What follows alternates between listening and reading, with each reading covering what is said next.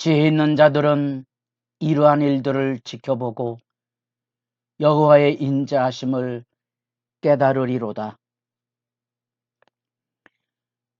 새벽을 깨우는 거룩한 기도자 여러분, 말씀을 보내어 자기 백성을 건지시는 영광 앞에 서서 무한하신 하나님의 은혜를 마치 숨을 들이마시듯이 생명의 역사에 충만함으로 하나님 앞에 기도하는 은총이 늘 강건하기를 바랍니다.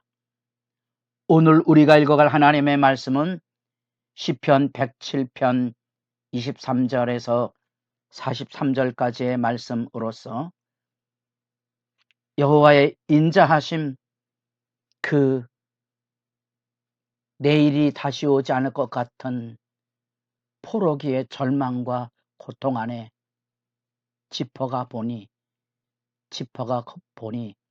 하나님께서 우리를 이 나그네 길, 줄이고 목마름에 방황하는 삶의 자리, 옥에 갇힌 것처럼 견딜 수 없는 고통과 아픔에 헤매야 되는 죽음의 수렁, 그 쓰라림을, 빗장을 깨뜨려서 건지신, 그리고 죽을 병에 허덕이는 삶의 자리에서 건져주신 하나님, 여러분 예수님의 부활을 보십니까? 성경이 이렇게 우리 삶의 자리 안에 부활이라는 것이 2000년 전의 사건으로 있는 게 아니고 구약에 나타난 포로기의 삶 안에도 있고, 오늘 우리도 때로는 견디기 힘든 질병, 경제적인 채무의 빗장들, 억압과 차별들로 인하여 교회당 참바닥에 엎드러져야만 되는 그런 삶의 자리들을 기억해낼 수 있습니까? 바로 거기서 하나님께서 말씀 한마디로 자기 백성을 그 죽을 고비에서 건지시고 도우셨다는 그 놀라운 찬양과 감사와 감격이 여기 107편을 아우르는 후렴 구절들입니다. 여호와의 인자하심 말씀에 동그라미를 해가시면서 그 단락을 나눠보시고 충분히 그 말씀 앞에 젖어 들 수 있기를 바라고요. 오늘 읽어가는 23절부터는 또 네 번째 장면, 바다지요. 유대인들의 경험 안에 고래로 장사꾼의 백길이 오고 가는 그 속에 누구보다도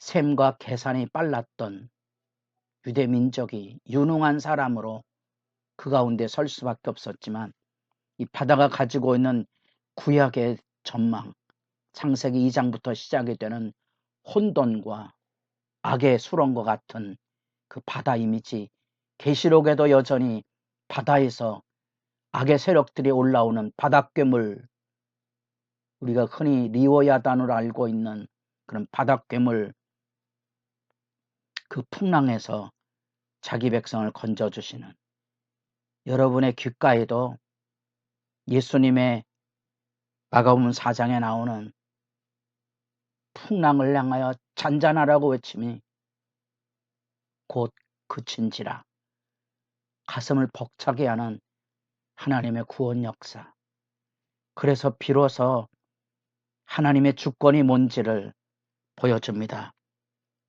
이 전복의 역사, 가난한 자를 들어서 부욕해 하시고 상한 자들을 세워서 강하게 하시고 광야에 백합이 피어나게 하시고 마른 땅에 상수가 솟아나게 하신 것, 하나님께서 광야에서 식탁을 차려주시는 그 하나님의 위대한 전복의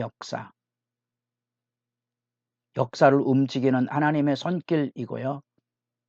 여러분들이 이 말을 알기 위해서 역사를 주관하시는 한나의 찬양, 사무엘상 2장에서 하나님의 주권 역사를 읽어보시고 하나님의 일하심이 뭔지 확인해 가실 필요가 있다는 사실입니다.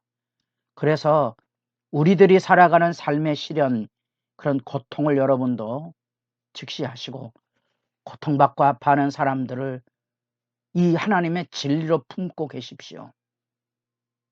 외면하지 마시고 그저 도와줘야 된다는 그런 마음의 부담감이 아닌 삶을 직시하시고 우리 주님을 향하여 함께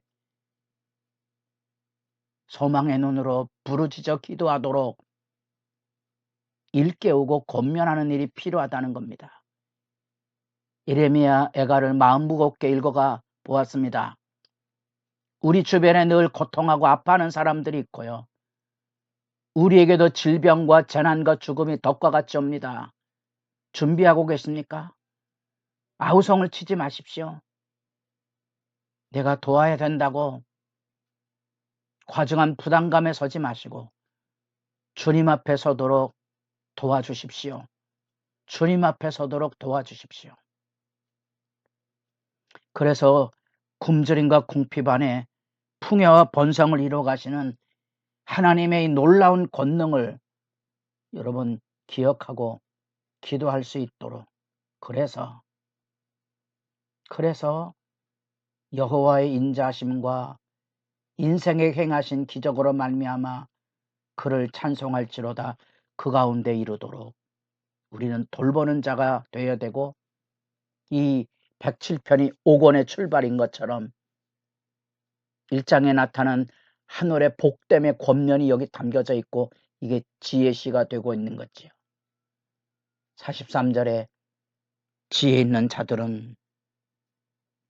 자들은 이런 일들을 익히 보고 잘 살펴서 여호와의 그 영원한 사랑 인자하심을 깨달을지니라 일깨워주는 메시지이지요.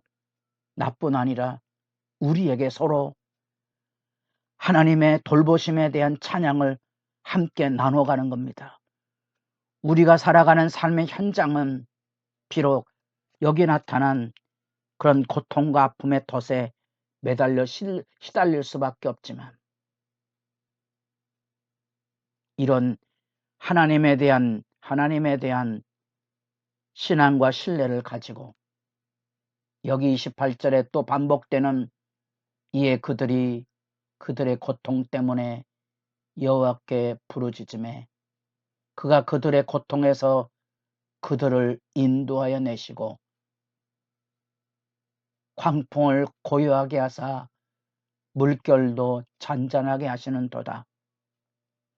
하나님의 구원하심에 대한 신뢰, 기도, 그 감격, 그 생생한 하나님 앞에 선 믿음의 선한 싸움이 가슴 벅차게 우리가 마주하도록 서로를 깨우는 거지요. 이런 시편들이 암송이 될 수 있다면 닫혀진 기도의 문이 열려지지 않겠습니까? 포로기라는 절망의 나라 70년이라는 하나님 앞에서의 엎드러짐의 세월을 견뎌가야 되는 희망이 어디 있습니까? 우리가 살아가는 삶의 자리 안에 고통의 끝이 있다는 사실은 믿는 자들에게 영원한 소망입니다. 끝이 보이지 않을 것 같은 절망의 나락 안에서 우리는 예레미야 애가를 배웠고요.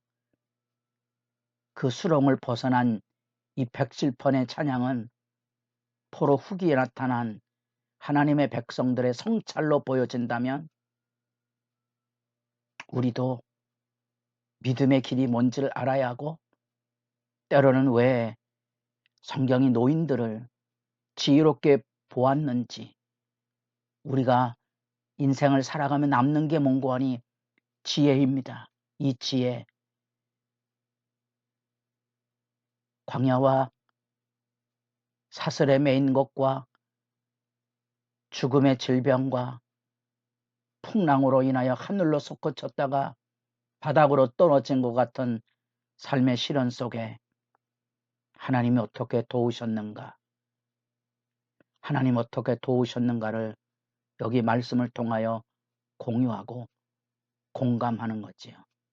시오니까 이 광야나 풍랑이나 질병의 이 위경 같은 것들을 보편적인 비유 언어로 쓰고 있습니다. 이 압제와 수탈로 인생이 죄가 가져온 사회적인 실상으로서의 매임과 주림과 이 상함을 극복하게 하는 이 하나님의 위대한 승리의 찬양이 이곳에 담겨져 있다는 사실입니다. 그래서 우리가 나이가 든다는 것이 뭔가, 인생을 살아가며 믿음을 우리가 어떻게 경험하고 믿음을 어떻게 증언하는가는 바로 이런 시련 속에 하나님의 영원한 사랑을, 그 말씀을 통하여 만나고 그 말씀 앞에 엎드려서 그 누군가 고통받는 사람들에게 우리가 예수를 소개하는 등불이 되고 길잡이가 되는 역할을 지금 107편은 우리에게 들려주고 있는 거지요. 그래서 지혜 있는 자들은 깨달으리라, 지혜의 이야기를 우리에게 들려주고 있습니다. 놀라운 사실, 하나님의 주권적인 역사는 가난한 자를 풍요롭게 하고 고통받는 자들을 풀어 자유케 하고 아들을 낳지 못하는 자들, 임산하지 못하는 그 배에 자녀를 품에 안고 즐거워하게 하는 놀라운 주권적인 역사가 하나님의 전복이라는 위대한 천국의 혁명의 역사가 실제적으로 여기 우리에게 다가오는 구원의 말씀입니다. 하늘의 찬양이 주 안에서 복되기를 바랍니다.